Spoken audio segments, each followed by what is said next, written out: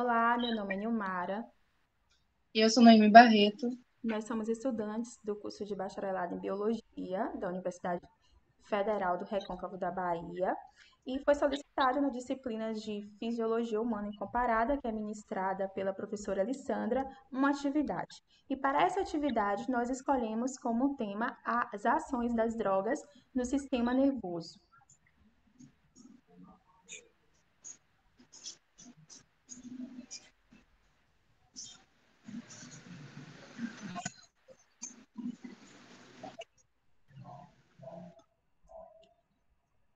Bom, o que nós vamos abordar nessa aula?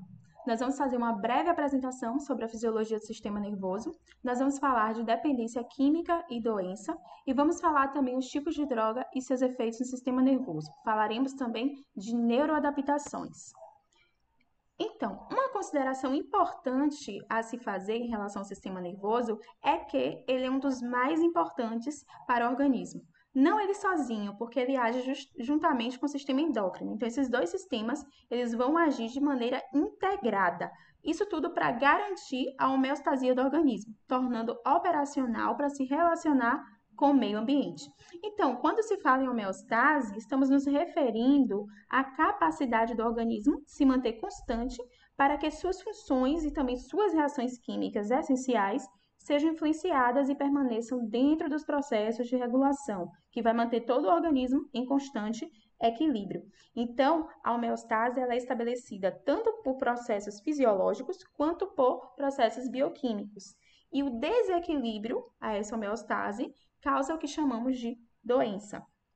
Então, vamos falar do sistema nervoso. Lembrando que trata-se de um sistema complexo, com tecidos que vão apresentar um elevado grau de complexidade. Lembrando também que quanto maior a complexidade de um tecido, menor vai ser a sua capacidade de regeneração. Não é como numa estrela do mar, por exemplo, que é um equinodermata, elas não apresentam tecidos complexos. Então, as estrelas do mar, elas conseguem se regenerar justamente por conta disso.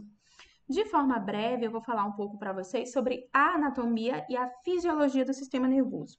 O sistema nervoso humano, ele é dividido didaticamente em sistema nervoso central, como vocês podem observar aqui, que a gente colocou aqui o símbolo SNC, e o sistema nervoso periférico, SNP. O sistema nervoso central, ele é composto pelo encéfalo e pela medula espinhal. O encéfalo, ele é composto pelo cérebro, que é a maior porção, e é responsável pela interpretação, pela memória, pelo pensamento, e pelo cerebelo, que está situado abaixo do cérebro e é responsável pelo equilíbrio, pela coordenação muscular, enfim. Tem também o tronco encefálico, que é responsável pela conexão. Isso porque ele faz a ligação entre o encéfalo e a medula espinal, que também é chamada de medula espinhal, e é responsável pela pressão arterial, pela frequência cardíaca e pela respiração.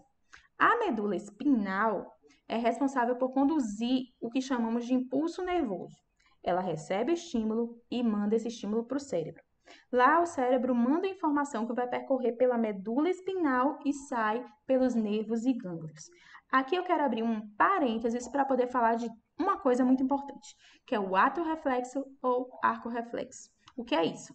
É quando se tem uma reação tão rápida para alguma coisa que essa informação ela não chega até o cérebro, ela é interpretada ainda na medula espinhal e a resposta é mandada dali ainda. Isso acontece, por exemplo, quando encostamos sem querer a mão numa panela quente. A resposta vai ser tão rápida, que puxamos instantaneamente a mão ao sentir o objeto quente. E isso ocorre justamente por conta do ato reflexo ou arco reflexo, que vai ser uma resposta a um estímulo. E essa resposta, meu povo, é uma resposta involuntária. Bom, o encéfalo, ele está situado dentro do crânio. E a medula espinhal passa por dentro de todas as vértebras.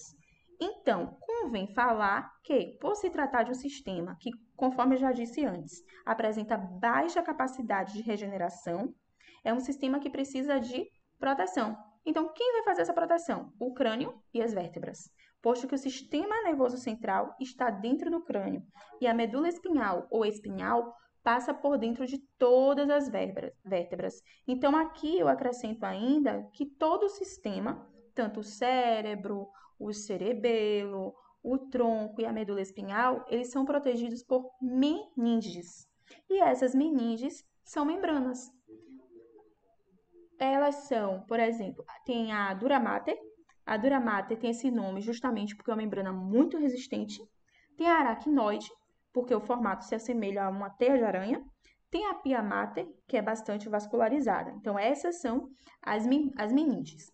Entre essas meninges, há cavidades. E essas cavidades são preenchidas por um líquido incolor, conhecido como licor, que tem uma função. A função desse licor é amortecer qualquer impacto mecânico sofrido pelo sistema nervoso e facilitar também a distribuição, o acesso das células de defesa a qualquer região desse sistema. O sistema nervoso periférico, que nós abreviamos aqui de CNP, ele está situado na periferia e é uma comunicação do sistema nervoso central. Esse sistema nervoso periférico, ele é constituído pelos nervos, conforme vocês podem ver aqui nesse esquema, e pelos gânglios. Os gânglios nada mais é do que uma reunião de corpos celulares. Bom, o neurônio, ele é formado pelo axônio e pelo corpo celular. Quando eles se encontram, eles formam uma posição mais grossa. E é essa posição mais grossa que nós chamamos de gânglios nervosos. É válido ressaltar aqui que onde eles se encontram ocorrem sinapses. E são essas sinapses que fazem a comunicação dos neurônios. Beleza? Então, os nervos, eles são feixes de axônio revestidos por tecido conjuntivo e podem ser classificados em cranianos. Os nervos cranianos são nervos que saem do crânio, do encéfalo, são 12 pares. E os nervos espinhais ou espinais saem da medula espinhal, são 31 pares. Mas existem alguns livros, né, alguns autores por aí que descrevem cerca de 33 nervos espinhais. Isso porque eles contam 2 nervos vestigiais que estão lá localizados no cóccix. Então, o sistema nervoso periférico, ele ainda apresenta uma outra divisão, que é essa aqui que está mais abaixo do nosso esquema. Ele está subdividido em somático e autônomo. No caso do somático, é aquele que relaciona o organismo com o meio ambiente. E o sistema nervoso autônomo, que conforme o próprio nome dá a ideia, atua de maneira autônoma, ou seja, independentemente da vontade do indivíduo. Um exemplo disso aqui, a ação, por exemplo, dos batimentos cardíacos, independe da nossa vontade. O movimento dos intestinos, independe da nossa vontade. A secreção de hormônio, independe da nossa vontade. O suor, a gente não escolhe quando, que hora, que momento vai soar. Simplesmente acontece. Então, isso é por conta do sistema nervoso autônomo, certo? Esse sistema autônomo, ele ainda está subdividido em simpático e parasimpático. E para facilitar o entendimento de vocês, nós trouxemos aqui esse desenho, essa figura, que vai permitir uma comparação entre esses dois sistemas. O sistema simpático, que está aqui à minha direita, tem a origem do tórax para a lombar. Do tórax para a lombar. E o neurotransmissor que atua aqui é a noradrenalina, que vai ocorrer quando, na situação de luta ou de fuga. Um exemplo, tá todo mundo indo para uma aula na UFRB, aula de laboratório, que todo mundo gosta. Acorda cedo, se arruma e vai para a UFRB. Quando chega no caminho, ali entre os pés de eucalipto, aparece uma moto. 2 caras na moto, com um revólver. Coloca o revólver nas tuas costas. Passa tudo. E aí? O que é que você faz? O que é que seu corpo, de que forma seu corpo age nessa situação? Nesse momento, o que é que vai acontecer? A digestão para. A pupila dilata, sua pressão sobe, a salivação é inibida, a boca fica seca, os brônquios são relaxados, os batimentos cardíacos vão acelerar e o fígado ele começa a liberar glicose. A adrenalina, a noradrenalina aqui começa a ter sua produção estimulada, os movimentos peristálticos do intestino, eles são inibidos, a bexiga, como vocês podem ver aqui nessa imagem, a bexiga ela é relaxada. Então, nessa situação de medo, de susto, o indivíduo ele pode urinar. Isso por conta desse relaxamento da bexiga. Já aqui, do meu lado esquerdo, tem um esquema, né, do sistema parasimpático. A origem do sistema parasimpático é do tronco para a região sacral. O neurotransmissor que vai atuar aqui é a acetilcolina, que ocorre quando? Em situações de relaxamento. Aqui tem-se uma digestão ativada, a pressão abaixa, sendo que o indivíduo ele pode sentir até sono por conta desse abaixamento da pressão. Geralmente, por exemplo, aquele horário das 13 horas, 14 horas, depois do almoço, nós sentimos uma certa sonolência. E o que está acontecendo nesse momento? A pupila se contrai, há um estímulo da salivação, os hormônios, os brônquios, eles também estão contraídos, os batimentos cardíacos são reduzidos, a atividade do estômago é estimulada, a vesícula biliar também vai ser estimulada, os movimentos peristálticos do intestino também são estimulados, a bexiga dessa vez aqui ela vai se contrair. Bom, então, essa é a comparação entre o sistema simpático e o sistema parasimpático. Após essa ideia geral aqui, acerca da anatomia, da fisiologia do sistema nervoso, para falar da ação das drogas no sistema nervoso, trouxemos aqui dois termos para discussão, o que é a dependência química e a doença. Então, meu povo, a partir do século XX, começou a ser definido o conceito de dependência química como uma doença que possui uma causa provocadora de alterações, que vai implicar no funcionamento do cérebro e que vai se manifestar por meio de sinais e de sintomas específicos. Então surgiram, a partir disso aí, diversos conceitos, todos eles baseados em descrições psicopatológicas. Então a ideia central aqui era encontrar uma descrição que se servisse para todos os dependentes. Aí o que acontece? Na década de 50, o que aconteceu, né? Na década de 50 e 60, alguns autores agruparam os dependentes em classes distintas, conforme as características de cada um. Já um pouquinho mais tarde, nos anos 70 e 80, um grupo liderado por Griffith e Edwards chegou ao conceito que é usado hoje. Qual é o conceito de hoje? Que existe um grupo de sinais e sintomas que são observados em níveis variados de gravidade, isso para qualquer dependente. Então, segundo essa ideia, não existe aquela dicotomia dependente, não dependente, nem os diferentes tipos específicos, né? Mas o que é que existe? Uma síndrome de dependência, que é baseada em sinais e sintomas cuja gravidade vai variar ao longo de uma linha contínua. Então, conforme vocês podem observar aqui nessa tabela, na síndrome ocorrem sinais e sintomas, os quais não se sabe uma causa exata, um mecanismo que gerou o mal, nem muito menos a natureza da lesão. Ou seja, tem-se um conjunto de sinais e sintomas que são provenientes da função de um determinado órgão, mas cuja causa é ou ainda está indefinida. Então, trata-se de uma síndrome. Já na doença, além desses sinais e desses sintomas, nós temos uma causa exata, um mecanismo gerador do mal e também sabemos a natureza da lesão.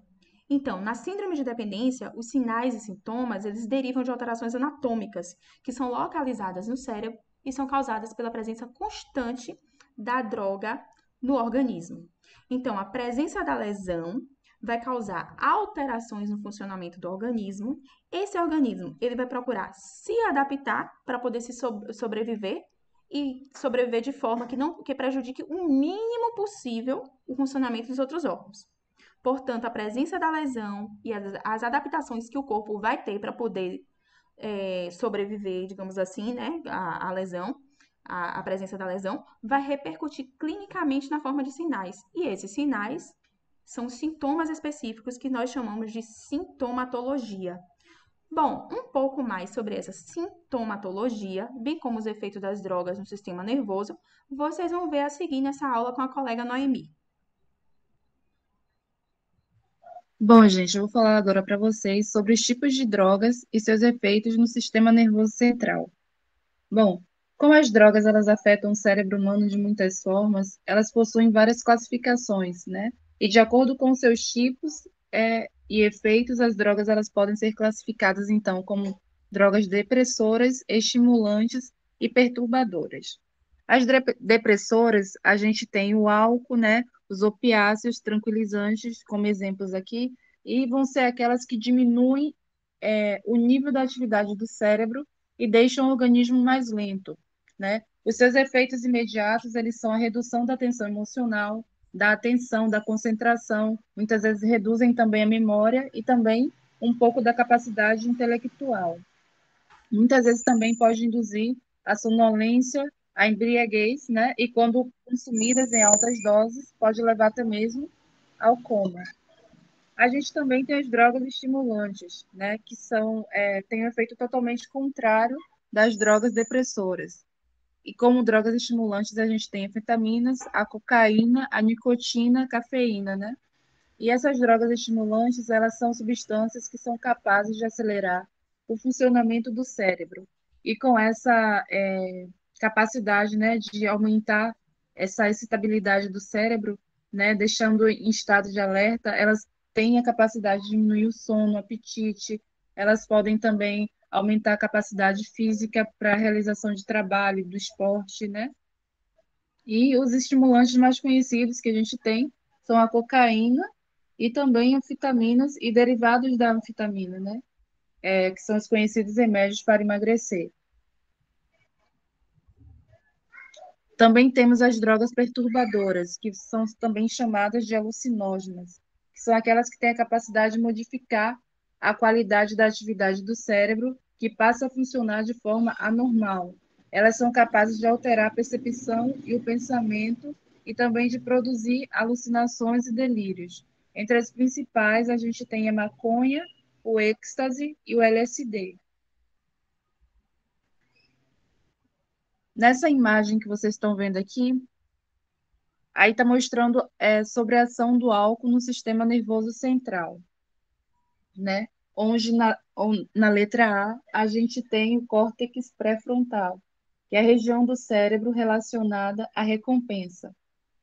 Onde tem a letra B, a gente tem a região do tálamo, né? Que é um dos principais centros de organização cerebral, onde tem as maiores alterações eletrofisiológicas do álcool, né? Que foram registradas. E na letra C, a gente tem o núcleus acúmbeos, que é um grupo de neurônios do sistema límbico relacionado à sensação de recompensa, né? Então, em contato com álcool, o cérebro ele vai liberar pequenas moléculas neurotransmissoras chamadas de endorfinas, encefalinas e de morfinas. Elas são responsáveis pela sensação de prazer e de bem-estar. No cérebro de pessoas que bebem socialmente, por exemplo, essa liberação ela ocorre no núcleo acúmbeos, né? E com um sofisticado exame de imagem, os pesquisadores eles conseguiram identificar que no caso dos alcoolistas existem receptores de endorfinas também no córtex pré-frontal. Dessa forma, elas sentem mais prazer e bem-estar. Agora falar um pouco sobre a ação da cocaína. Bom, a cocaína, né, ela é uma droga psicoativa que provoca alterações cerebrais muito importantes. Aspirada, fumada ou injetada na veia, ela se distribui pelo corpo e age em todo o organismo, mas a sua ação no cérebro é responsável pelo efeito que provoca a dependência. E assim, para a gente entender um pouco desse processo, vale lembrar que no cérebro a gente vai ter bilhões de neurônios, né? Células características do sistema nervoso que possuem um corpo central e inúmeros prolongamentos ramificados, que são chamados de dendritos. É através dele que esse estímulo ele vai ser conduzido de um neurônio para o outro. E então os dendritos eles não se ligam, mas assim, quer dizer, eles não se ligam, porém, como os fios elétricos. Entre eles existe um pequeno espaço livre, né, que é chamado de sinapse, onde várias substâncias químicas são liberadas e absorvidas. E uma dessas substâncias, que é super importante, é a dopamina. E aí, quando surge, né, o estímulo que dá prazer, por exemplo, a dopamina ela vai cair no interior da sinapse e como a chave que entra numa fechadura, ela vai penetrar nos receptores do neurônio, né, seguinte e transmitir a sensação de prazer. A dopamina que sobra na sinapse, ela então é reabsorvida pelos receptores da membrana do neurônio que emitiu o sinal e a sensação de prazer desaparece. Mas aí, quando a pessoa ela fuma, injeta ou cheira cocaína, O que é que essa droga faz? Ela é capaz de entupir esses receptores que reabsorvem a dopamina, deixando por mais tempo, né, na sinapse e perturbando a sensação de prazer.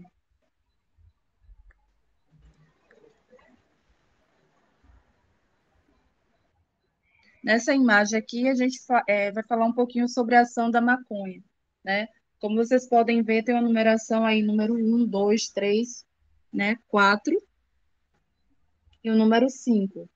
Então, nessa região do número 1, a gente tem o hipotálamo, né, que é responsável por coordenar as emoções e o apetite, né? O THC, que é o tetrahidrocanabiol, né, que é um principal componente da maconha. Essa substância ela vai ter um efeito psicoativo, ou seja, responsável pela sensação de leveza e de relaxamento resultante do consumo da droga, né? Então, assim, ainda que a maconha ela tenha outros elementos alucinógenos em sua composição, esse THC ele é considerado o mais potente, né? Por isso que todos os efeitos da maconha estão associados à ação dele. Além dos sintomas físicos, ele pode, no caso, ele também pode modificar as atividades cerebrais e gerar bastante prejuízo às funções cognitivas, né? Aí no número 2 a gente vai ter núcleos de base que coordenam a atividade motora, né? Então a cannabis ela pode regular o movimento de uma pessoa com mal de Parkinson, por exemplo, quando é utilizada para fins terapêuticos, né? Na região 3 a gente tem o neocórtex, né, que coordena o raciocínio. Na região 4 a gente vai ter o hipocampo, que coordena a memória, o senso de perigo, o humor, a agressividade. E na região 5 a gente tem o tronco encefálico, que coordena os batimentos cardíacos.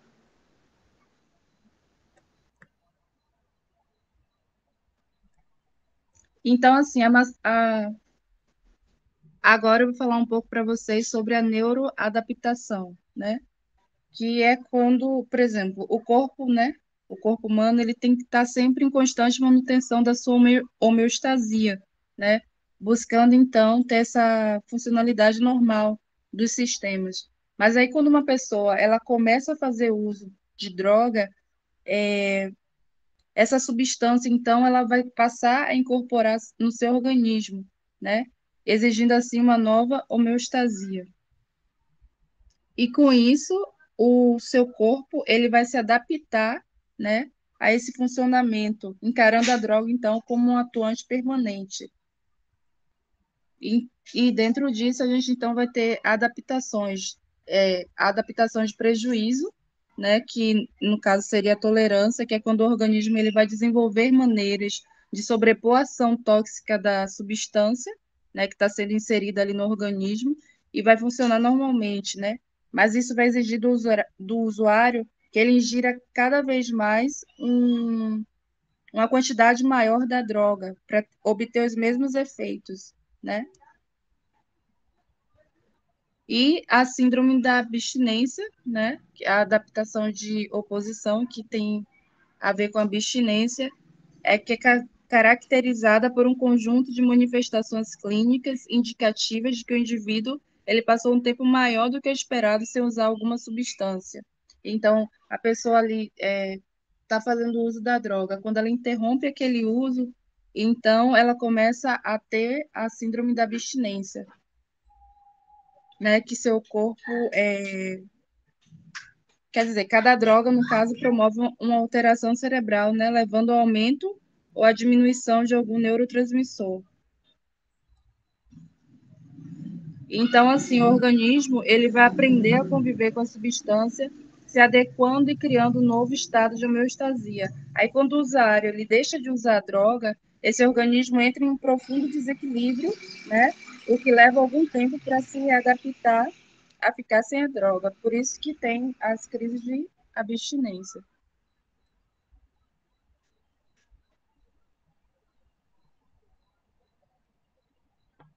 E aqui vocês têm a referência que nós usamos para fazer o trabalho. Desde já, obrigada a vocês pela atenção e espero que tenham aprendido.